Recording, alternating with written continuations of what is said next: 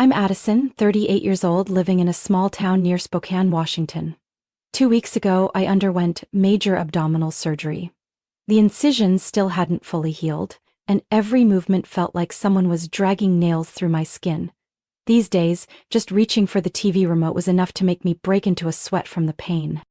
I was lying sideways on the couch, one hand resting lightly over the bandages around my stomach, trying to steady my breath, when the door swung open.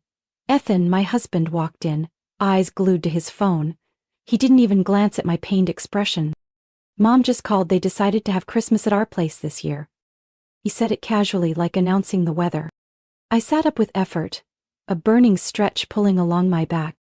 What? I can't even walk properly yet. They really want to come here? Ethan shrugged. Mom said she'll take care of decorations. You just need to handle dinner and host. It's not that much. I had surgery 2 weeks ago. The doctor said no standing for long periods, no lifting anything heavy. Addie, don't be dramatic, it's just cooking. My mom still does it and she's got arthritis in both knees. I clenched my hand into a loose fist to stay calm. In that moment it hit me. No one in his family really cared what I was going through. No one asked how I felt. They only needed me in the kitchen, like every other year. My phone started ringing. The screen lit up with Linda's name. My mother-in-law. Ethan glanced over, then tossed the phone toward me without looking. I answered. Addison, good, you picked up. This year let's do turkey with mashed potatoes, okay? Oh, and don't forget the mini cheesecakes everyone loves. Carly's been talking about them since the start of the month. Her voice was syrupy sweet, so fake it made my skin crawl. I kept my voice steady. I'm not sure I can cook that much this year, Mom. I just had abdominal surgery. Oh, stop making it so dramatic. It's Christmas. Just do what makes everyone happy. Her tinkling laugh over the line made my stomach tighten. I'll bring the fine china. You just focus on the food and setting the table properly. Use cloth napkins this time, not paper like you did at Thanksgiving. I didn't respond. Linda had already hung up. She didn't need my agreement. I sat there, staring at the cold kitchen, thinking back to last Christmas, when I had a high fever but still managed to cook 4 main dishes because tradition is tradition. I remembered Ethan's birthday in April. I had digestive issues so bad I needed an IV, but still made him a cake because his mother said, "A daughter-in-law who can't prepare a proper meal doesn't deserve respect in this family." My phone buzzed with a message. It was from Carly, Ethan's sister. Mom says you're in charge of Christmas. Don't mess it up again, okay? I stared at the screen. Something inside me broke.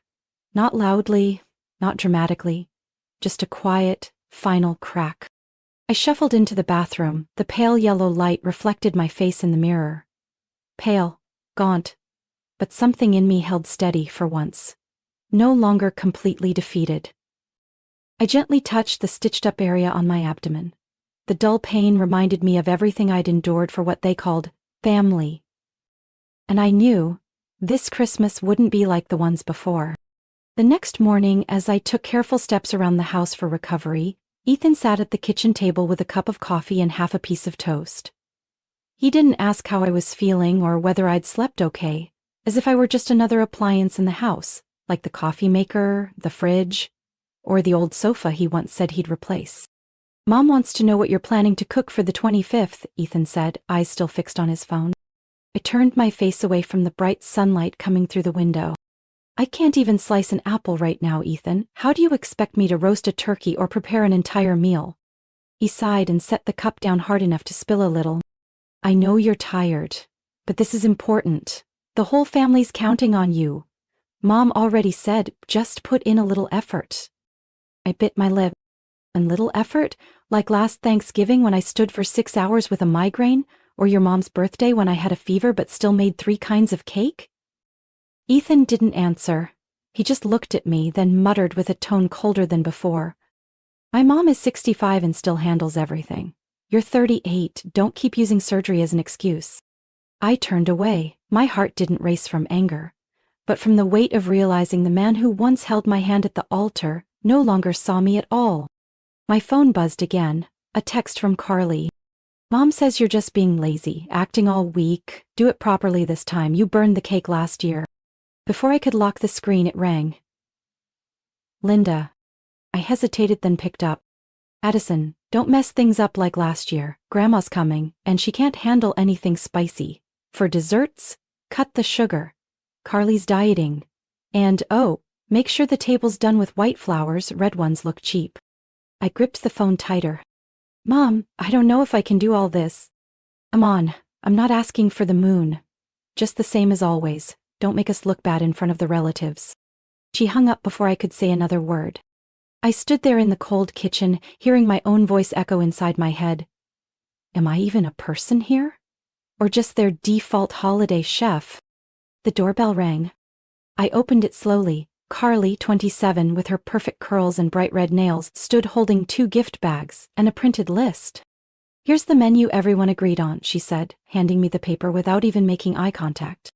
Oh, and be sure the mushroom soup uses organic mushrooms. As for the tart, make the crust crisp this time, not that soggy mess from 2021. I took the paper but felt nothing, just a numb exhaustion. Carly nudged past me, opened the fridge without asking, and poked through the shelves.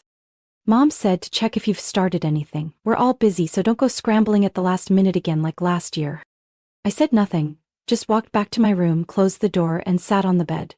The dull ache in my stomach had crept higher, right to the center of my chest. After she left, I got a message from Kelsey, Ethan's 8th grade niece. Glued to TikTok most days. Mom says Christmas will suck again because Aunt Addie can't cook anything decent. Don't starve us, okay? I dropped the phone onto the bed, then looked up at the ceiling. They didn't see me as family. I was just a name attached to obligations. A machine, a kitchen, a default setting they'd never thought to question. I reached for an old notebook from the drawer, flipped to the first page and started writing. Not a shopping list, but a plan to leave. Day I began saving myself, December 15th. I called Harper, my best friend from college, the one who once told me, "Someday, Addison, if you ever need to disappear from the world for a bit, just call me." Harper lives alone in a small wooden cabin by Lake Panore. She works remotely and grows vegetables in her greenhouse. It's another world, quiet, and no one calls you lazy just because you're recovering from major surgery. She picked up after 3 rings. Addison, oh my God, are you okay? You sound completely out of breath. I took a deep inhale. Is that escape offer still good? I'm folding blankets already, just tell me what you need. I looked around the empty kitchen. A cabin, 2 days of silence, and maybe a little dose of petty revenge. Harper burst out laughing. Now that's the Addison I know. All right, let's hear it. I told her everything, from Linda's condescending orders, Carly and Kelsey's smug messages, to the way Ethan stared past me every single morning. Harper sighed. Sounds like it's time to turn their Christmas dinner into one they'll never forget. Together we built a plan. Quiet, precise, but with the potential to shake a household like an avalanche in mid-December. That night, after Ethan went to bed, I pulled out the laptop I'd hidden in the bottom drawer, the one he rarely touched, and began my search. Restaurants in Sandpoint delivering on December 25th. An Indian place known for spicy sweet curry. A popular Thai spot with rich pad see. A Chinese restaurant that did house calls with advance orders. I picked up the phone. Oh, hi, I'd like to place a large order for delivery on Christmas Day at 1 p.m. Payment in advance, big tip. They confirmed without hesitation. I used Ethan's credit card, the same one he once used to buy a Bluetooth speaker while I was still in the hospital. 3 days later, as gift boxes from Linda and Carly started trickling in, I began decorating for the revenge feast. No wreaths, no Christmas tree. Instead, I printed out every takeout menu, folded and laminated them, and taped them neatly along the dining room walls. In between, I placed screenshots of their messages. If you cook like last year again, we're ordering pizza. Don't use paper napkins again, Mom was furious. If you're well enough to binge Netflix, you can cook too, right?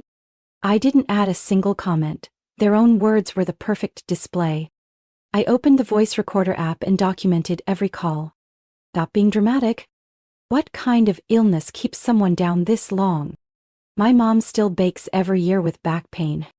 I stored everything neatly in a folder on my computer labeled Silent Night, Savage Proofs. That evening, while Ethan worked late, I laminated the last of the menus and pinned them to glass frames along the dining room walls. Instead of family photos, we had dim sum, chicken korma, and tom yum soup. On the night of December 22nd, Harper emailed me a confirmation. The cabin by the lake is booked from the 24th through the 27th. Fully stocked pantry, on-call nurse, fast Wi-Fi. Just bring yourself. I packed a small bag and hid it in the trunk of Harper's car. Ethan didn't notice. He was too busy texting Linda and Carly about seating charts, table runners, and dinner themes. No one questioned why I hadn't printed a menu. No one asked why the stove hadn't been used all week. They were too busy assuming I'd always obey. Perfect. The more they assumed, the harder the fall. On the morning of December 25th, I woke at 6 a.m., wrapped in a gray wool sweater, and poured myself a cup of herbal tea. The sun barely lit the frosty sky, and the house was so still I could hear my own heartbeat under the fabric.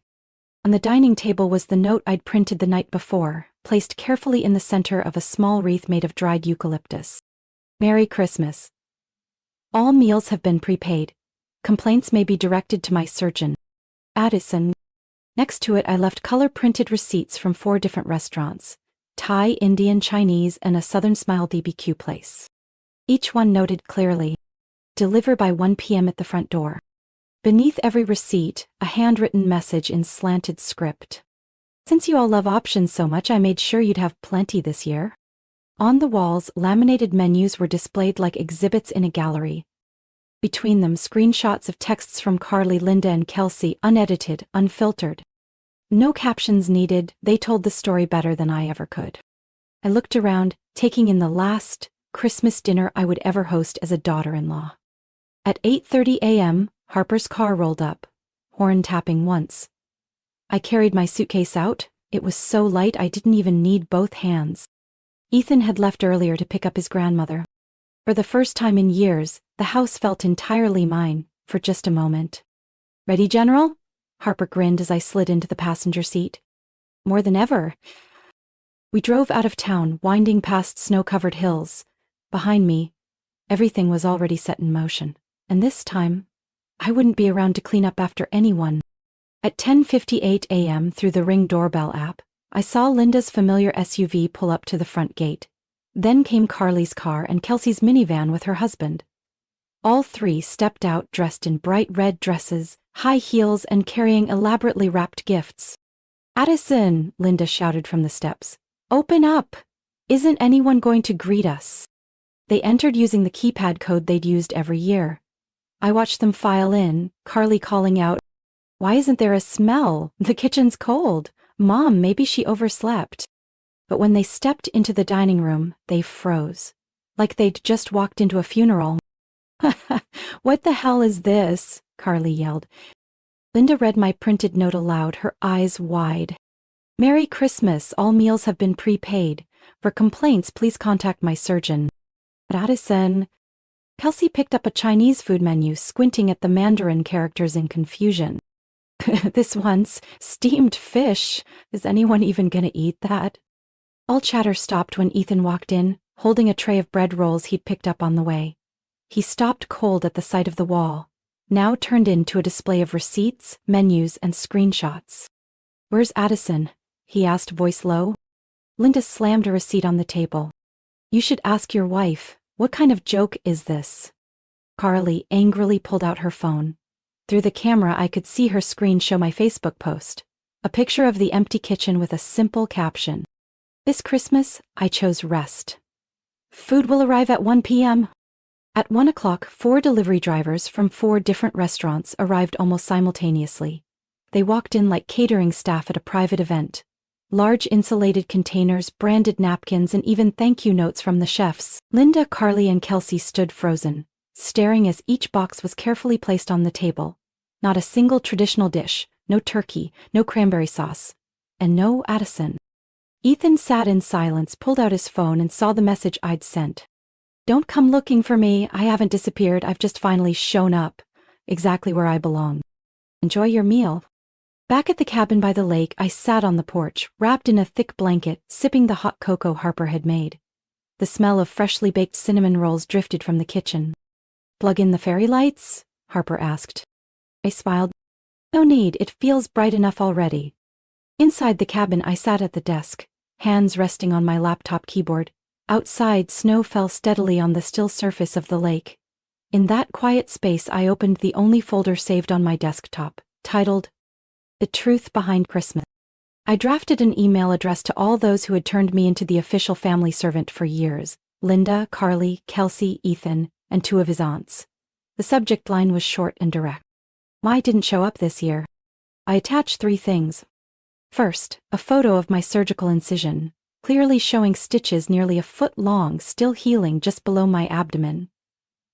Alongside it, a medical report stated, complex abdominal surgery. Patient must refrain from physical labor for at least 6 weeks. Second, a file of hospital bills. Every itemized cost from treatment, anesthesia, tests, medication, and post-op care. The final amount came close to $28,000, part of which I had to pay myself. Third, a file containing collected messages and voice recordings from the past 3 weeks. Each entry was time-stamped and labeled. Included was Linda's cold, cutting voice. If you can't even get this right, then it's a waste our family ever welcomed you in. Then came Carly's sarcasm. You're only 38. Don't act like you just had open heart surgery, it's just cooking. And Ethan chimed in. My mom has arthritis and still hosts dinners. You could at least try. I didn't respond. I let their words speak for themselves. At the end of the email I wrote, Happy holidays to all. I hope this year everyone is served exactly the way they've treated others. Edison. I hit send. Not 10 minutes later, my phone started vibrating nonstop. I set it down quietly, not bothering to look. Harper walked out of the little kitchen with 2 mugs of hot spiced cider and sat beside me. Storm's rolling in already, she asked, handing me a mug. I nodded slightly. Yeah, but this time I'm not the one standing in the middle of it. By late afternoon, social media was buzzing. Someone who knew both Carly and me had posted a photo of my surgical scar with the caption, She once cooked holiday meals with a fever, carried trays while bleeding post-op. This year she chose to rest, and her in-laws lost their minds. Amazing. Within hours, the post had thousands of shares and comments. So many people were in support. If being a daughter-in-law means being treated like a servant, she had every right to walk away. If a husband compares you to his mom, maybe he should just live with his mom. She cooked every year while falling apart. That's not love. That's exploitation. I read each line. Not with tears, but with a soft, calm smile. That night, I opened my phone. Over 50 missed calls, mostly from Linda and Carly. One message from Linda appeared at the top. Have you lost your mind? Why would you shame the family like this? How are we supposed to face the neighbors now? Ethan texted just before midnight. Betty, this has gone too far. Come home, we need to talk. I replied with a photo of our kitchen on Christmas Day, walls covered in takeout menus, and a single line. You said it was just cooking, then cook it yourself. I'm finally somewhere that understands recovery needs space. I turned off the phone, set it on the table, and leaned back in my chair. Harper sat quietly beside me, resting her hand on my shoulder. I whispered, almost to myself, I don't have to prove anything to them anymore. And in that quiet winter night, I felt like I was finally living, not just existing, in the role of someone else's helper. I returned home early on January 2nd. The air was still cold, snow piled along the curbs, and the weak winter sun couldn't quite melt the ice I'd carried inside me for years. Ethan was home. He sat motionless on the sofa, still in pajamas, the TV playing to no one. When I opened the door, he startled. Addison. I didn't answer. I simply placed my bag on the table, pulled out a folder, and set it neatly in front of him. These are the divorce papers. His face drained of color. Wait, are you serious? I sat down across from the man who had once shared my bed for 8 years. You lost the right to ask that the moment you dismissed my health. Every piece of evidence is there. He lowered his head, voice faltering. I just thought you'd gotten used to it. Exactly. And that's why I won't get used to it ever again. I handed him another sheet, a printout of the now viral post. Over 160,000 shares. Thousands of comments, and video reactions with people holding back tears. Pinned at the top was a comment. This woman didn't just cook. She carried a whole family that never valued her sacrifices. Ethan stayed silent. He didn't ask any more questions. Maybe he finally realized it was all too clear. A few days later, my lawyer met with Ethan to discuss the division of assets. The house was jointly owned, but I had come prepared. Bills in my name, payments I'd made on my own over the years, and detailed bank statements showing our contributions. When my lawyer presented recordings, photos, messages, and hospital receipts, Ethan had no room to argue. He was forced to surrender the majority ownership of the house, along with a small financial settlement, a modest acknowledgement of the burden I carried through my recovery. Meanwhile, on social media, my sister-in-law posted a long rant mocking people who fake weakness to gain sympathy. But within hours, users identified her as the one mentioned in the viral post. Comments flooded in. Isn't this the sister-in-law who made her cook after abdominal surgery? Pretending to be moral while exploiting your own family? Yikes. Addison's in-laws should be ashamed, not defensive. Within 3 days, Carly was forced to delete her Facebook account. The backlash was relentless. An anonymous user even leaked one of her previous messages to me, filled with condescending insults. There was no salvaging her reputation. Linda, my mother-in-law, tried to fight back in her own way. She submitted a letter to the local paper, claiming her family was suffering from unseen emotional wounds. But unfortunately, public opinion wasn't on her side. The article received hundreds of comments pointing out the absurdity. Hurt because they lost their free holiday cook. Instead of being ashamed, she wrote a letter to deflect blame. Classic example of a generation that doesn't know how to apologize. A woman who had worked as a nurse at the hospital where I had surgery spoke up, confirming the seriousness of the procedure. She wrote, "If this patient were my family, I wouldn't let her near a stove for at least 6 weeks. And yet, her in-laws expected her to host a dinner? Unbelievable." After that, Linda went completely silent. A few weeks later, I got a call from Ethan's workplace, a small local media company. They informed me that Ethan had been suspended for violating the company's ethics policy and damaging their reputation through widely circulated personal conduct. The news devastated Ethan, but for me, it wasn't revenge. It was the natural consequence of his choices. He lived for years without considering consequences. I finally let things fall into place. One February afternoon, I walked out of my lawyer's office with finalized divorce papers in hand. I stood in the parking lot, wind sweeping past me, but this time nothing made me shiver. Harper texted me, "Come over for dinner tonight. Bring nothing unless you want to bring that free and easy smile." I looked at the message and laughed. One early spring morning, I moved into a new apartment in North Spokane. A modest, airy space with nothing that once belonged to my ex-husband's family. The kitchen only had the essentials, but I didn't feel like anything was missing. No double oven, no special china cabinet for holiday use, no chalkboard in the middle of the wall that read, "This week's menu by Addison." I walked barefoot across the wooden floor, opened the window, and let in the gentle breeze from the nearby park. Down below, kids were playing soccer and an older woman walked her dog. I stood at the window, holding a cup of coffee, feeling like I was actually living. Not living to serve, not to be a good daughter-in-law, but living for myself. Harper came by that afternoon with a basket of fresh flowers and a small almond cake topped with a green candle. "Here's to new beginnings." I hugged her genuinely, and I didn't have to hide tears of relief. We sat on the floor, eating cake between unopened boxes. Harper pointed to a small picture frame I had placed on the table. "Who's that?" "Me, when I was 16, I chuckled.